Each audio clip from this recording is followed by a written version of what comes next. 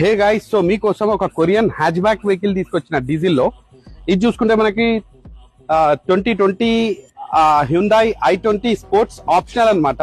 ఇది వచ్చి మనకి డీజిల్ బండి, మాన్యువల్ ట్రాన్స్మిషన్ తో వస్తుంది. సింగిల్ ఓనర్ వెహికల్, 71,500 అప్రాక్స్ తిరిగిన car. Completely pin to pin genuine vehicle, non accidental, non flooded, excellent condition లో అవైలబుల్ గా ఉంది.